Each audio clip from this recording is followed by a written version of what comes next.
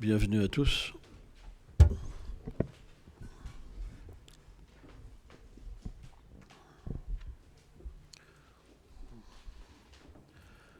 Om Gana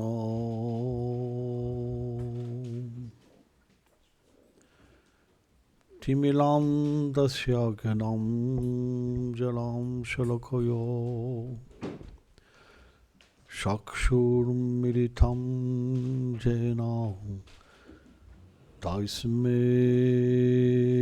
Shigulave Namo.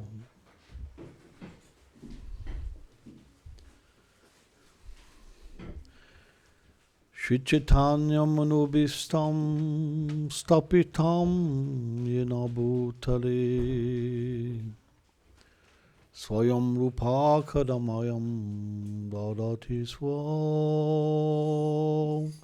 Padam Tikam.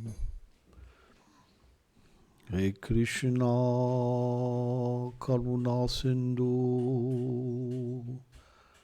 Dinabandhu Jagatpati Gopesha Gopekha Kanta Radha Kanta Namostute Tapta Kanshana Gaurangi Radhe Vrindavaneshwari Vrichavanu Sute Devi Pranamami Hari Priyaye. Jai Shri Krishna Chaitanya Prabhu Nityananda Shri Advaita Gadadara Shivasadi Go Bhaktavinda. Hare Krishna Krishna Krishna Hare Hare Hare Rama Rama Rama Hare Hare. Vanchakalpa tarubhyacha Kripa sindhubhyaeva cha Patitanam pavanebhyo Vaishnavebhyo namo namah. Namo Vishnu Padaya Krishna Prestaya Bhutale Shrimate Bhaktivedanta Swami Niti Namine. Namaste Sarasvati Deve Kaulavani Pracharine Nilveshe Shasunavadi Prachajade Shatarine. Ishvara Paramakrishna Satchitananda Vigraha Anadihadi Govinda Sarvakalam Kirana. Dans ce verset de la Brahma Samhita, le Seigneur Brahma explique la vérité absolue, Ishvara, a une forme, Vigraha, et qu'elle est Satchit Ananda, faite d'éternité, de connaissance et de félicité transcendantale. C'est ces éléments qui constituent la forme du Seigneur suprême se manifestent également comme trois énergies.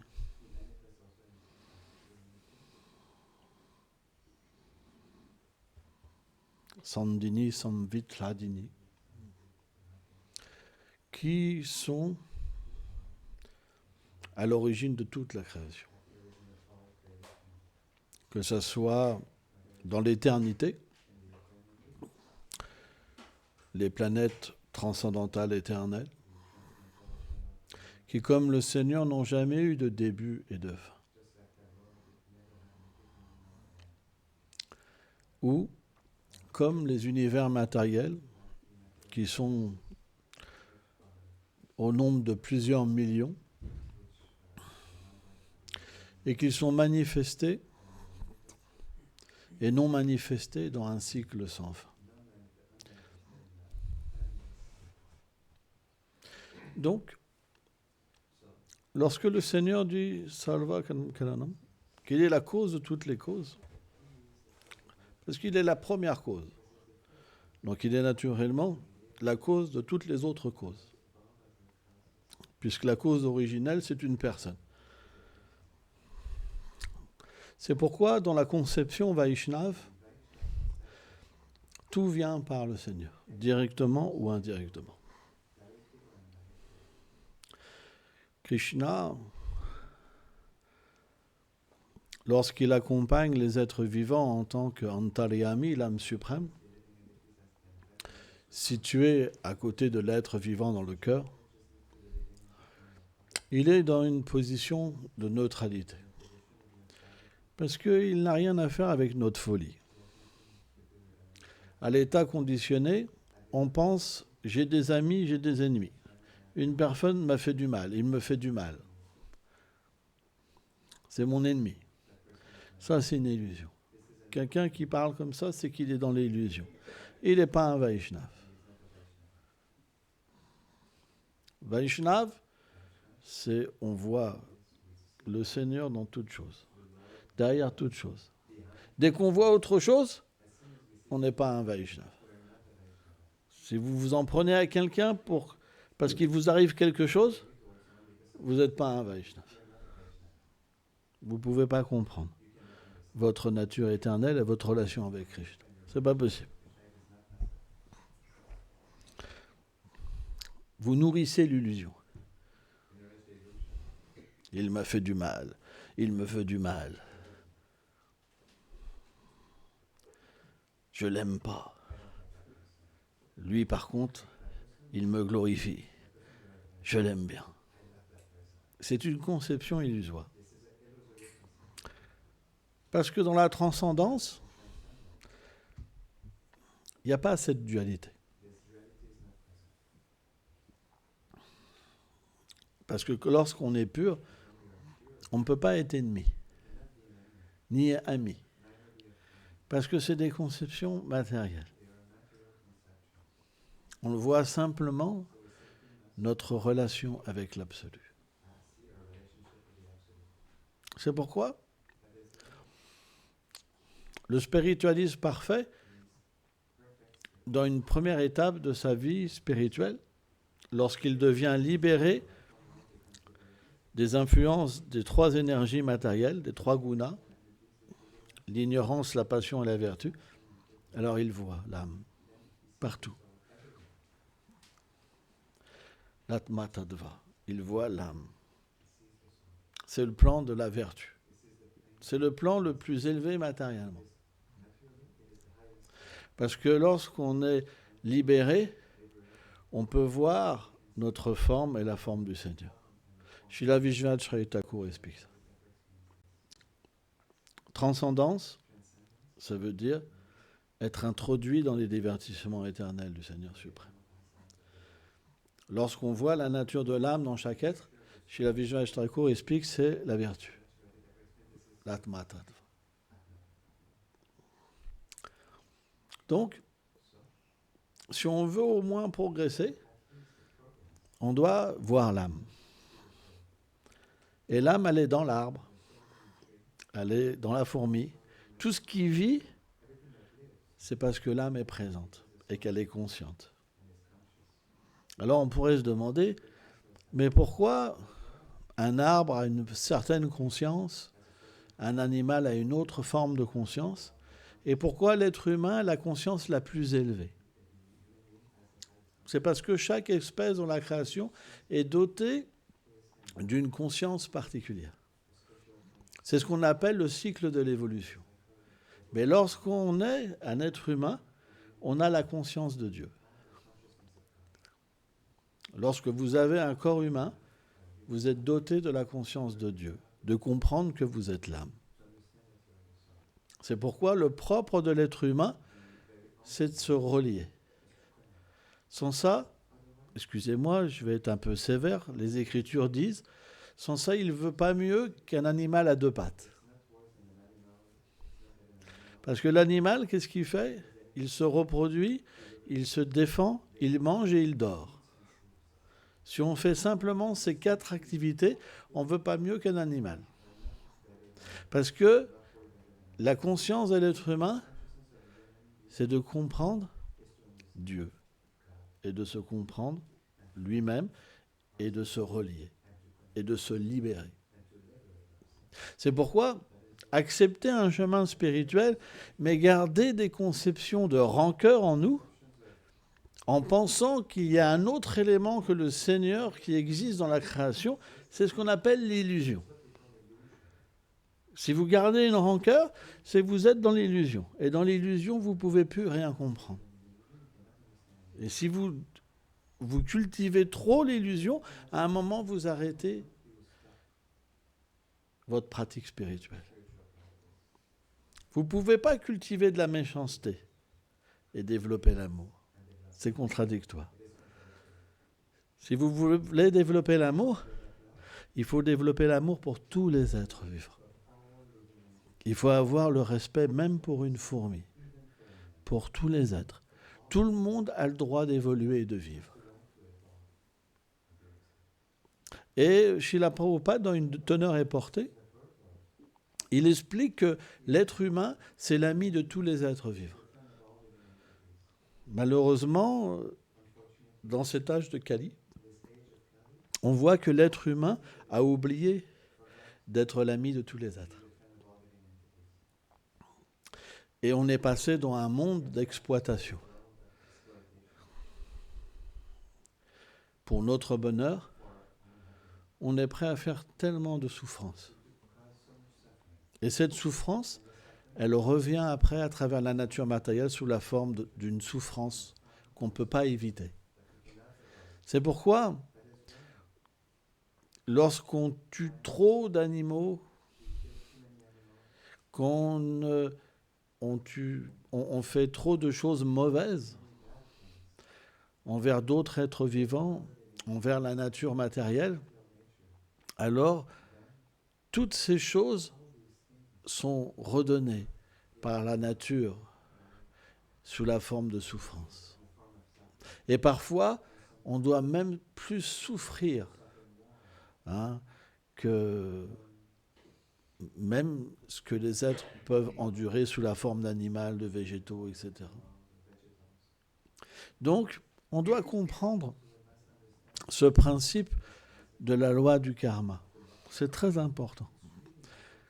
C'est qu'il y a une façon de s'alimenter, il y a une façon de penser, il y a une façon d'agir pour que on devienne l'ami de tous les êtres. Et c'est intéressant parce que quand on est l'ami de tous les êtres, l'ennemi, de tous les êtres, on est malheureux. On est malheureux. Mais quand on devient l'ami, alors on devient heureux. Parce que le principe d'agir pour le Seigneur et de devenir son représentant, tout le monde peut être son représentant, c'est de faire évoluer les autres vers cet amour de Dieu, vers cette relation qui apporte la satisfaction complète. À partir de là, quand vous êtes sur ce plan, alors tout le monde devient gentil avec vous. Même les gens durs. Parce que personne ne peut rien faire contre vous. Parce que vous dépendez du Seigneur suprême. Et cette dépendance, c'est pas quelque chose, bon, je dépends.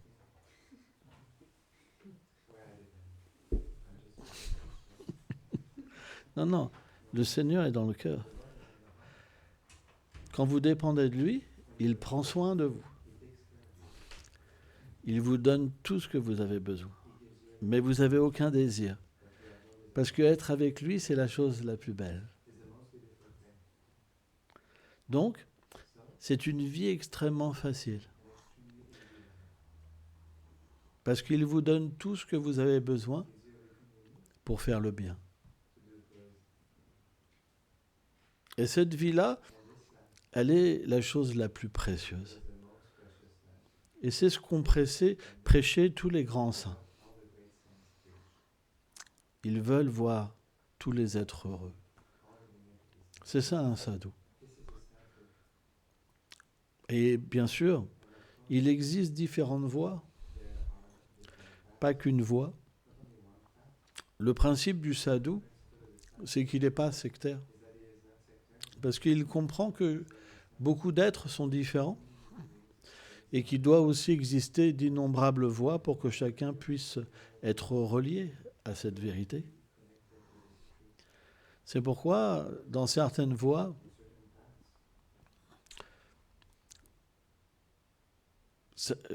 préconisent le végétarisme, d'autres, certains mangent de la viande. Pourquoi ? Parce que tout le monde a des conditionnements différents. Mais même le sadhu, il comprend chacun. Et il comprend aussi que le Seigneur est miséricordieux. Le Seigneur voit l'effort. Il ne condamne pas. Mais c'est simplement que l'être, lorsqu'il agit, il crée des réactions dans ce monde. Ce n'est pas le Seigneur qui le pousse à mal agir. Il observe. Quand quelqu'un a perdu la raison et que vous ne pouvez pas lui rendre la raison, la seule chose que vous pouvez faire, c'est l'accompagner et attendre que son état aille mieux.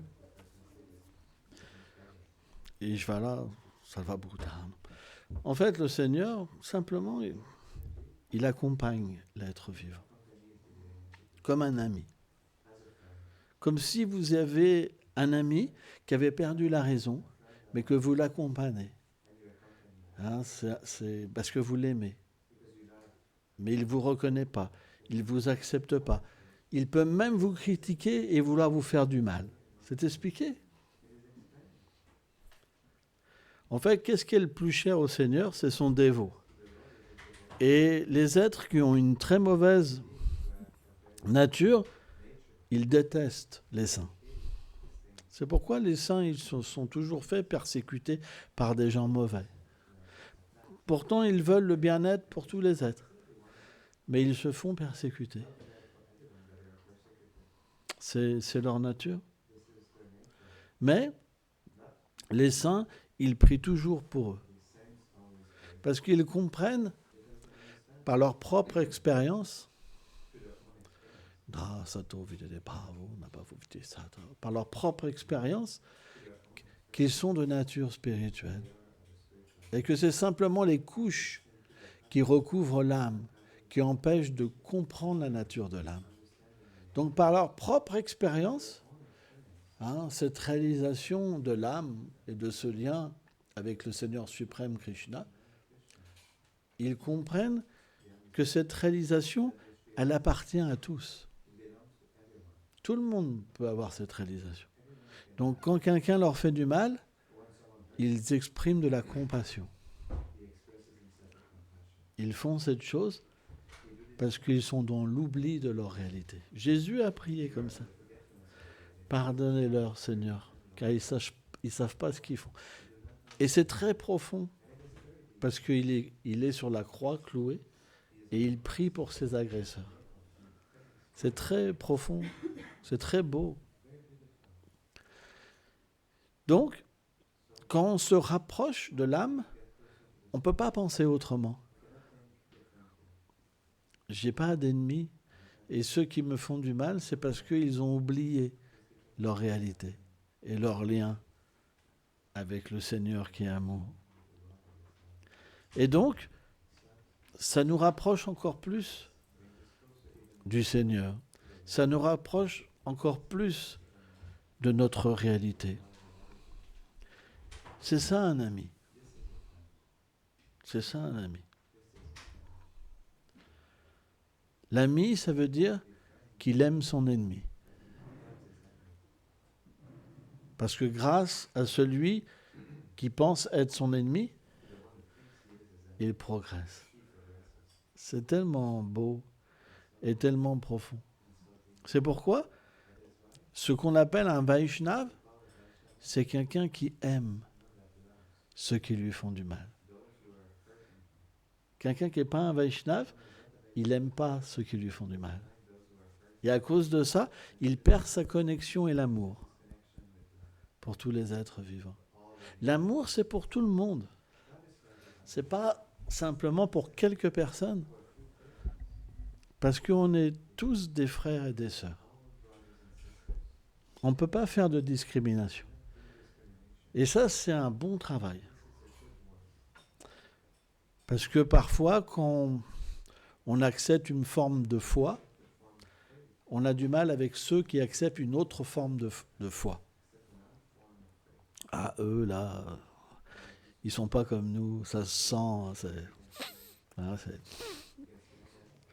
Mais en réalité, on devrait avoir ce travail. C'est très important. Dès qu'on sent que la mauvaise chose sort en nous, on doit la reprendre. Il fait non, non, non, non, non. Ça, c'est le travail de l'intelligence. Le mental, il veut toujours voir les fautes. On veut toujours critiquer. Mais on doit, avec la connaissance, contrôler le mental et faire non, je suis l'âme. Rappelle-toi. Et en fait, on fait partie tous de la même essence. Et donc, graduellement, alors, on peut avoir une vision équanime. Shanta. Ça, c'est la plus haute vision qu'on peut avoir sur le plan quand on reste dans l'univers matériel. Mais c'est une base. Parce que sans cette base, on ne peut pas méditer. On n'est pas en paix. Quand Krishna parle de la paix dans la Bhagavad Gita, c'est cette plateforme où on peut méditer sur lui. On peut aller au-delà des apparences. Quand on en veut à quelqu'un, c'est comme mettre une maladie en nous qui empêche de pouvoir voir au-delà. C'est pourquoi Srila Prabhupada nous a expliqué qu'on devrait toujours voir dans le retour, l'influence de l'environnement sur nous, comme la miséricorde du Seigneur suprême. Et lorsqu'on agit comme ça, alors on voit Shri Guru, le maître éternel dans chaque chose. Et là, on devient un serviteur. C'est très important. Quand on ne voit pas le Seigneur dans les réactions qui nous viennent, c'est qu'on est un maître. Ah, moi, ça, je ne pardonne pas. Ah, ça, je ne pardonne pas. Ah, là, non. Ah, ouais. Là, je ne vais pas les pardonner. On est un maître. Où est le Seigneur suprême quand on parle comme ça? Il n'y a pas une personne plus dans l'illusion. Et le pire, c'est que ces personnes-là, elles vont se glorifier elles-mêmes comme des grands Vaishnavas. C'est le plus bas. Il n'y a pas plus bas. Qu'est-ce qu'un Vaishnava? C'est quelqu'un qui pense, je suis le plus bas. C'est pour ça qu'il peut voir le Seigneur partout. C'est pourquoi cette base, elle est essentielle dans notre vie. Et elle s'apprend comment? Dans notre quotidien, au travail, dans la communauté, dans notre famille. C'est au quotidien. On devrait faire extrêmement attention dans nos relations avec les autres. Quand on est un maître, on rentre chez soi, c'est chez moi. Est-ce que ma femme, elle a fait la vaisselle? Elle n'a rien fait alors que j'étais au travail. Ah, par exemple. Où il est mon repas? Ah, c'est même pas prêt, là. Je viens d'arriver, là. Et mon bain de pied? Ah, on est comme un maître. Mais quelqu'un qui est relié au Seigneur, il comprend, c'est pas ma maison, c'est la maison du Seigneur. Ma femme est une servante du Seigneur, mes enfants sont des serviteurs, et je suis le serviteur du serviteur. Quand je mets la clé, Je rentre dans un espace divin. Et là, la vision, ça change tout. On va se dire, ma femme est débordée, je vais l'aider. Parce qu'on se met dans le service. Tout devient un moyen de progresser, d'aimer. C'est tellement beau. C'est en montrant l'exemple qu'on pourra faire en sorte que le Seigneur se manifeste dans notre vie. C'est très important. Mais il faut le respect. Il faut être un serviteur. On ne pourra pas y arriver autrement. Et ça, c'est un travail d'une vie. Ça ne se fait pas en 2 jours, en 6 mois, en 2 ans, en 10 ans. C'est un travail de tous les jours à chaque instant. Par exemple, lorsque notre appartement, notre maison est un temple du Seigneur, qu'est-ce qu'on fait lorsqu'on va travailler ? Eh bien, on va aller travailler pour le Seigneur et ses serviteurs. Ça devient spirituel. Notre travail est spiritualisé. Il nous purifie. Et cet argent qu'on a, on l'utilise pour le plaisir du Seigneur, pour maintenir ses serviteurs. Notre vie change, notre conscience change. Quand on agit comme ça, on voit le Seigneur dans nos activités. Et on devient heureux. C'est pourquoi on doit apprendre l'art de servir, d'agir. C'est tellement profond. C'est dans les détails, Srila Prabhupada disait, qu'on voit la dévotion. Dans les tout petits détails. C'est pourquoi chaque moment, il doit être utilisé comme un moyen de développer l'amour. Faire la vaisselle avec amour. Passer le balai avec amour. Parler avec amour. Prendre le bébé comme un service pour le Seigneur aussi. Tout devient tellement extatique. C'est ça le renoncement. Le renoncement, c'est pas simplement avoir un habit, faire des vœux et de ne pas se marier. Le véritable renoncement, c'est de tout utiliser pour le plaisir du Seigneur suprême. Peu importe si vous êtes riche, peu importe si vous êtes pauvre, la véritable richesse, c'est la dévotion.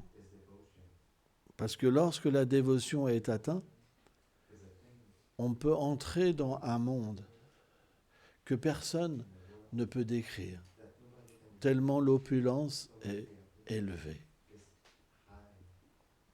C'est pourquoi, lorsqu'on va en Inde, par exemple, moi, la première fois que j'avais été en Inde, alors en Occident, tout le monde a de l'argent, même les pauvres ne sont pas vraiment pauvres. Ils ont des aides alimentaires, ils ont tout. Et ils se plaignent.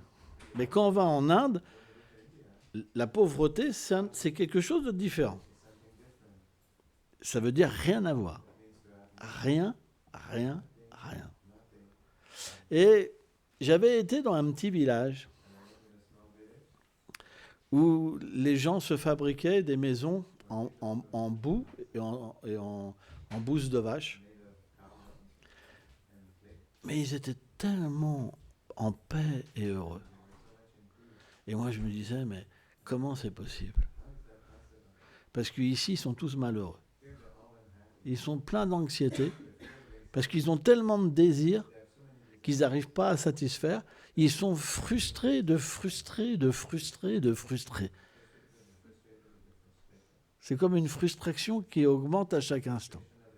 Parce qu'ils pensent qu'en comblant leurs désirs, ils vont être heureux. Mais personne n'a atteint le bonheur comme ça. Regardez les gens qui deviennent milliardaires, ils sont malheureux. Pourquoi ils se suicident, les stars ? ceux qui ont tout, ceux qui se font adorer par des millions de personnes. Regardez les biopics des stars. Tellement de souffrance. Et pourtant, on se dit, ah, si je pouvais être Michael Jackson.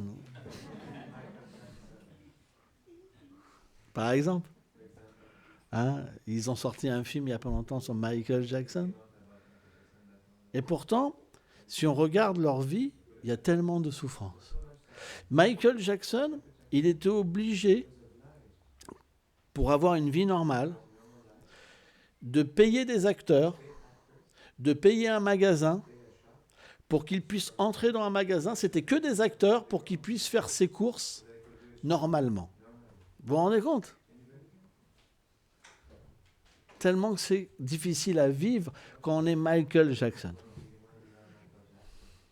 Obligé de louer un magasin, des acteurs, pour qu'ils puissent rentrer et acheter quelque chose sans être agressés.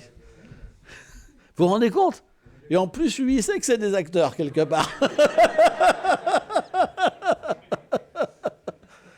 Ça, c'est la vie de Michael Jackson. Quand vous êtes riche, les gens sont simplement intéressés par votre argent. C'est tellement difficile. Donc, notre but, il doit être dans la simplicité. On doit accepter ce qui nous vient, dû à notre karma passé. Parce que, de toute façon, si on doit tout perdre, dû à notre karma, on aura beau gagner de l'argent, il va être dépensé rapidement. On aura la moto qui va tomber en panne, le ceci, le cela. On va tout perdre de l'argent. Par contre, si on doit être riche, même si on ne fait rien, ça tombera du ciel.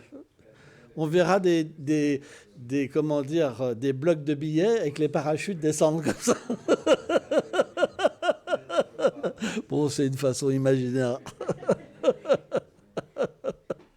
Mais de toute façon, on ne pourra pas avoir plus. Donc, la vie d'un spiritualiste, c'est de se contenter de ce qui vient, mais de mettre l'accent sur cette relation d'amour. C'est pourquoi c'est extrêmement important, vital, de comprendre que cet environnement qu'on a, il vient de nos vies passées. Ce n'est pas la faute des autres. C'est dû à quelque chose passé. Parce que la souffrance, elle doit être vécue comme le bonheur. Donc quand on comprend ça, alors par la grâce du Seigneur, on s'échappe de ces conséquences. Et on se situe au-delà. C'est pourquoi on ne doit pas considérer que quelqu'un est un ennemi, que quelqu'un est un ami. Mais on doit voir la grâce du Seigneur derrière les choses. C'est très important. C'est une toute petite base qu'on doit avoir dans notre vie. Sans ça, on ne pourra pas progresser. Merci beaucoup.